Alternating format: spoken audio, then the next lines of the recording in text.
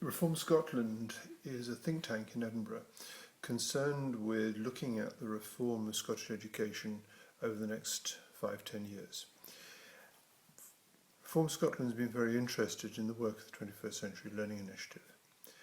And Keir Bloomer, who is the man in charge of this particular programme, asked if the initiative could comment on the nature of the learning process, evolutionary influences, particularly the statement, you can take man out of the Stone Age, but you can't take the Stone Age out of man, which is worth thinking about the importance of early learning, and the initiative's claim that actually by not investing properly in early years we're wasting opportunities.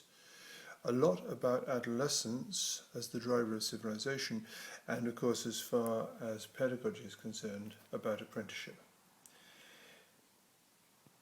The paper Why is School Reform Difficult, produced by the Initiative for Canada quite recently, makes 8 very interesting points.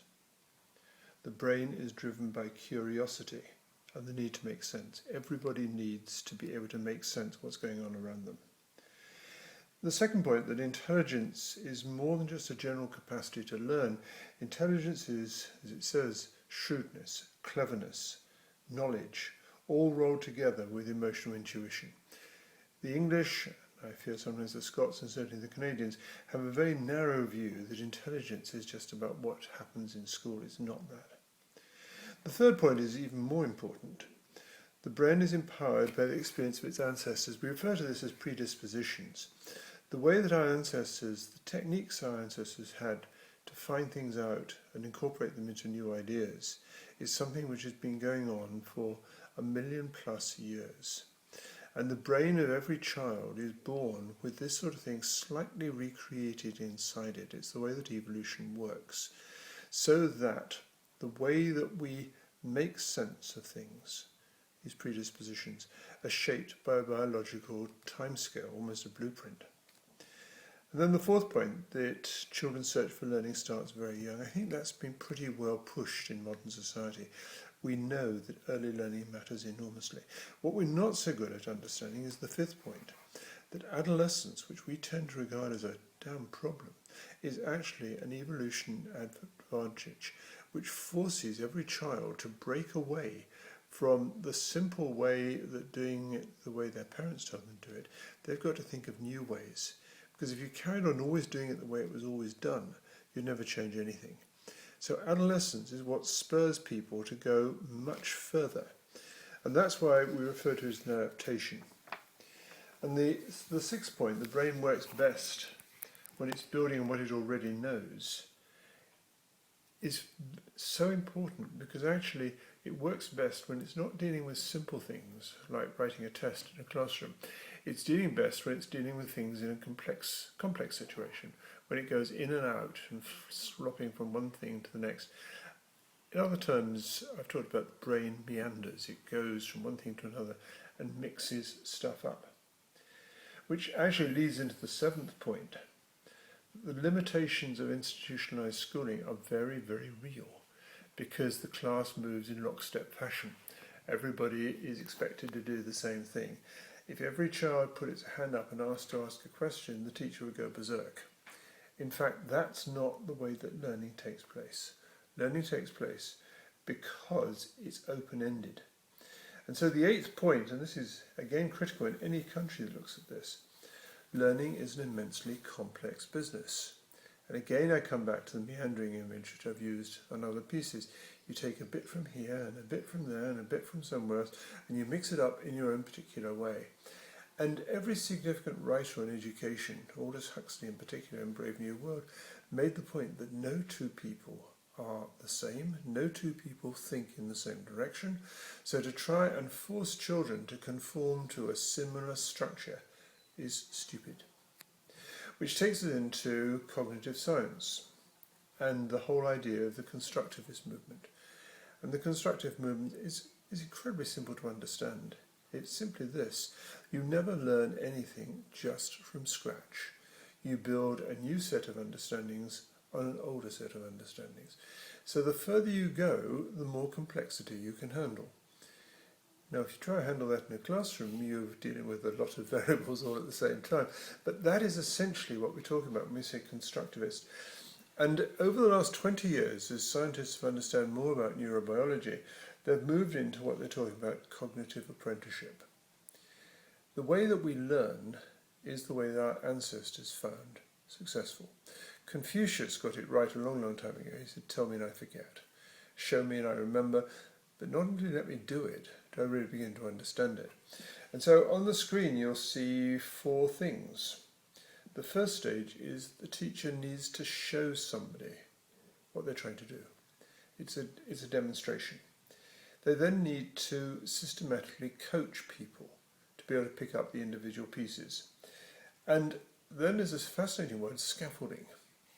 You put up scaffolding around a young person to help them consolidate what they're putting on top. In a sense, the scaffolding is there to hold the wall as the cement starts to set. But if you kept the scaffolding up all the time, then there'd be no point in building the wall. So the task of the teacher isn't to constantly be there as a support. It's to provide temporary support, which leads into the 4th word, fading. The role of the teacher in this situation is to constantly move a little back into the background and to say to the young learner, "Come on, you do that," which leads into the 5th point, and that is that we don't learn on our own. Discussion, dialogue. We want to be able to test an idea out immediately with our friends and our colleagues, so that actually the most successful classrooms are the ones where there is a buzz of talk going on, where one child is saying to another, "Do you get that? Because I think we're doing this other way around." And there's that lovely expression that you'll see on the slide. Learning is not time out from productive activity. Learning is the very heart of productive activity. And so looking at that, within a cognitive apprenticeship, both the task and the process are visible. So it's not like a teacher saying, "I want you to write me an essay on this." It's much more the teacher saying, "Watch me while I try and solve this problem. And then I'm going to stand back from it and leave you to do the same thing for yourself." So that business of constant testing, passing over responsibility, is the very essence of what our ancestors have done since the beginning of time. And it's what the most primitive peoples in primitive societies do. We have lost that because we've tried to institutionalize it into saying these are the things you need to get done within a classroom. So if you move into the penultimate slides there, we're moving away from the Roman definition of education as being, I can give you the instructions that will take you from this position to the next position to the next position.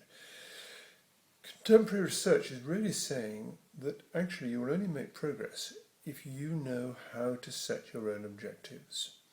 And so this comes to the final point that I've been talking about in these terms, subsidiarity. It is wrong for a superior to hold to themselves the right of making a decision which an inferior is already qualified to do for itself. And I know you're smiling at me when I say that, because you as a father know that exactly with your own children. If you always do it for them, they'll never learn anything. And it can be desperately frustrating, because you as a parent know damn well that if it goes down that route, it won't get it right. But if you simply say, "Don't do that because you won't get it right," the child will never make that decision for itself. So subsidiarity is the very essence of it. I've often used the analogy, it's like a shipbuilder building a ship. You're on the beach somewhere, you're building a ship, you put all your love and care into it, but the moment that ship is launched, it's going to go into waters you know not what of. And that's the role of the child. It has to take what you've given it and shape it into a totally different way. And so the conclusion from the Santa Fe Institute, 1994, the method people naturally employ to acquire knowledge is largely unsupported by traditional classroom practice. The human mind is better equipped to gather information about the world by operating within it than by reading about it, hearing lectures on it, or studying abstract models of it. Now we all know that, but the trouble is that challenges the institutional model that says, but it is cheaper for one person to stand up in front of 20 kids and give them the lessons. So taking this to Scotland, drawing a some subsequent slides have shown, on the experience of the Canadians in doing this, where they are actually far in advance of anybody in British Isles at any rate, in actually saying you have to change this from the bottom up. So they change it by getting the earliest years of elementary education to be far more about giving children a greater sense of control on how they will make decisions for themselves. So those ideas were planted in Scotland back in early June.